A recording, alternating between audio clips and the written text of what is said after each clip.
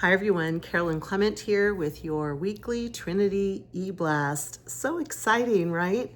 All right, there's quite a bit to talk about today. So first of all, this week on Sunday at 8 a.m., Deacon Denise will be leading the service.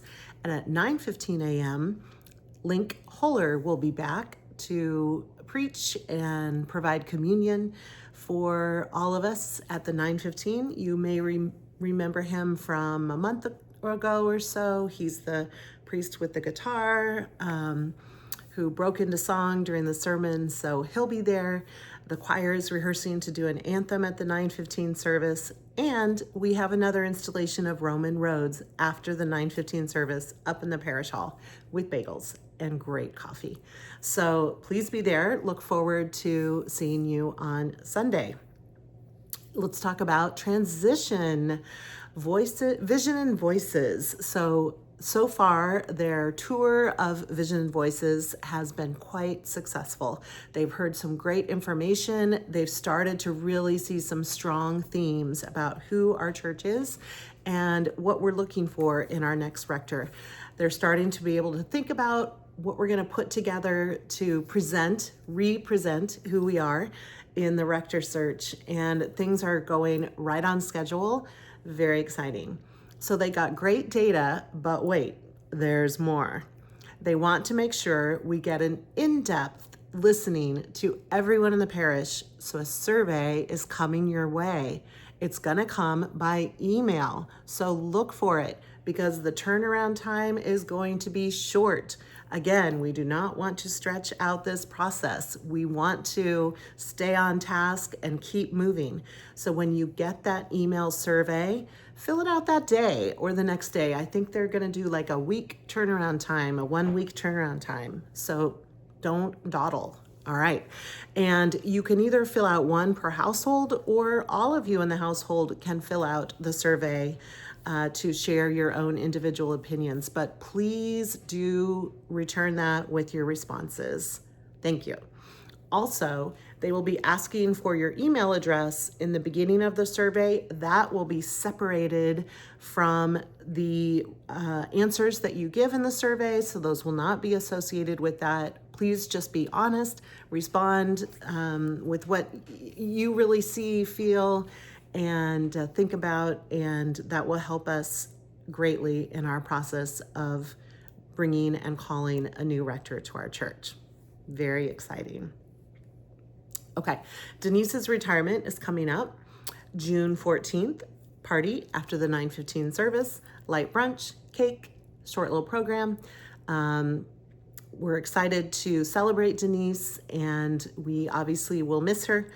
But this is our opportunity to really share with her what she has meant to us and to the whole diocese in her ministry in the diaconate. So please plan to be there on June 14th. How about yard cleanup? Everyone's favorite, right? Well, it is more fun when you do it with friends. And guess what? June 20th, we're doing the parish yard cleanup at Trinity. There's more information in the Eblast, but bring some rakes, shovels, wheelbarrows, whatever you have, brooms, dustpans, whatever you have to clean up the parking lot and the gardens around the church. Garden gloves, probably a good idea. And it will be followed up by a cookout. So that is the day that we traditionally have our family gathering and cookout. So we're combining the two. We're gonna do a little work. We're gonna do a little cookout. It's gonna be fun. Hope to see you there on June 20th. Just a reminder, we're doing summer reading this summer. So exciting. Church tomorrow. And we're going to have little bookmarks for you to let you know which chapters we'll be covering on which days. So be sure to check those out. We'll have those available at church in the next week or two. Baseball. All right, we're doing a yard goat outing, and that's coming up in July. Sign up in the Welcome Center. Will be a fun outing. This is just for fun. Bring a friend if you'd like. Bring the whole family. It's going to be a great time. Everyone loves the yard goats. Hope to see you there.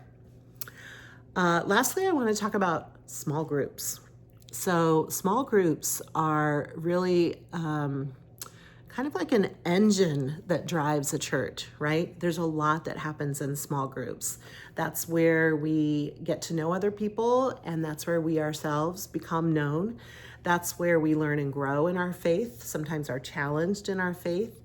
Small groups get together and do ministry and serve others. So there just is a lot that happens. Small group is such a rich environment, and churches that don't have small groups don't do well. So we are working to get a handle on all of the small groups.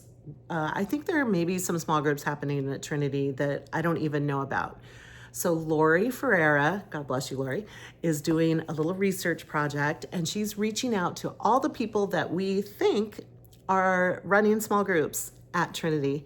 And she's getting information from you like, when do you meet? What is the group purpose? How many are involved? Are you still the leader of this group? Does the group still exist?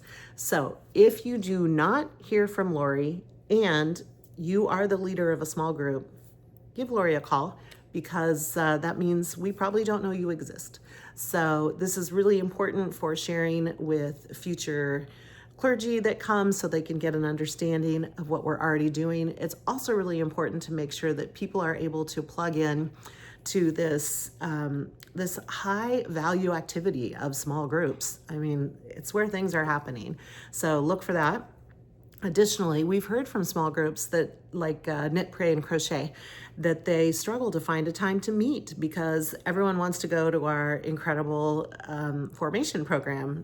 It's colloquially, whatever that word is, known as Breakfast Alpha, and leaves not much time for small groups. So what we're going to do starting in the fall is we're going to do second Sunday is going to be small group Sunday. So the second Sunday of every month, we will not have an after church, all church formation event. That will be small group opportunities to get together, to meet up, to go out for brunch, take a walk together, whatever you want to do on that second Sunday, small group Sunday. So we're excited about that as you're planning your small group meetings for the fall and for the year to come, the school year to come. I know this school year hasn't even ended and we're already thinking about next year. But anyway, to keep that in mind, that we will have that time available to meet, and it will be an open time for folks to get together. I think that's it. If you have any needs or know of any needs, if you're looking for support or connection, please call the church office, text me, grab your neighbor in the pew on Sunday, and we will surely get you plugged in, and happy to pray for you. This Sunday also is first Sunday of the month, Healing Sunday. So members of our healing team will be available in the prayer chapel after the 8 a.m. service, and also starting at communion for the 9:15 service. So please do avail yourself of the opportunity to come in and receive prayer in the prayer chapel this Sunday. All right, I think that's it. It's a lot. Enjoy the weekend, and I look forward to seeing you on Sunday. Bye, everyone.